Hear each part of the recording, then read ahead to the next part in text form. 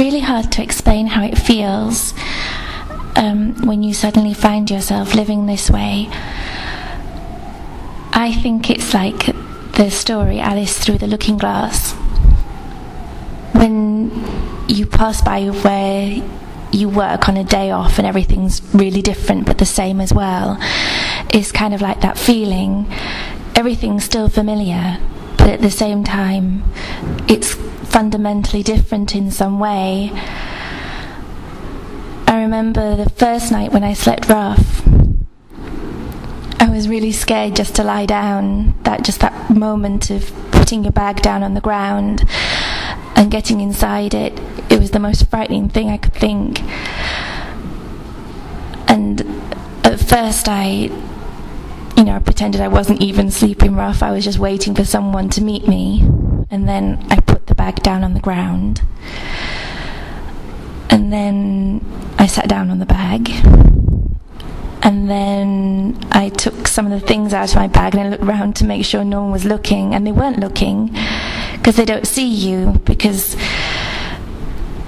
you don't look at people there. And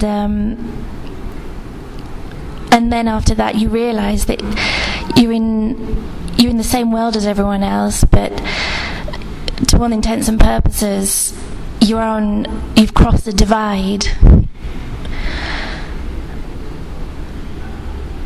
I love to look in the windows of furniture stores and you see all the happy couples making a home together. Maybe it's their first home and they're holding hands and they're laughing and choosing what lamp they're going to have. And maybe you'd think that would upset me, and it doesn't actually. It makes me really happy that there are people who aren't going through what I'm going through, and it kind of gives me hope.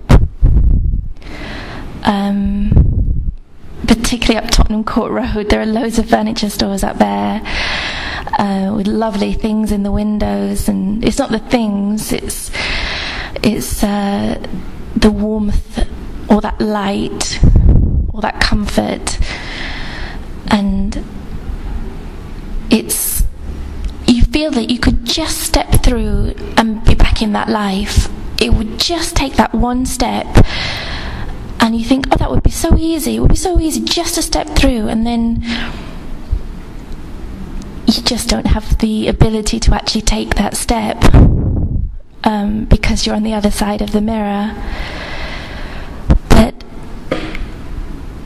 you do come up with ingenious ways of creating an alternative kind of little home for yourself. It's you're not literally lying in the gutter. There are all little methods that people have for making things comfortable.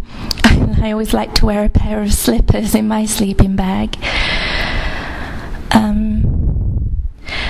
And then all the disgusting things that would turn you off homeless people, like them going through dustbins, and then you find yourself doing it, searching for the stickers for those coffee reward cards.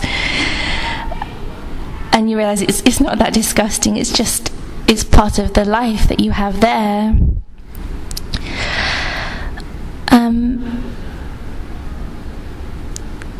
I think that in so many ways we're so lucky these days. Walking down by the Thames, you see this kind of a dirty old river going by, and it always makes me think of Dickens and the terrible life that people who had nothing had then. They really lived in the gutter. They really died there as well. And it makes me kind of melancholic for the tragedies that they had to suffer, but also kind of upbeat that there is so much more help for people these days. They don't have to live and die down there. There are opportunities for them to get out and step back through to the other side of the looking glass. So that's all I want to say, really.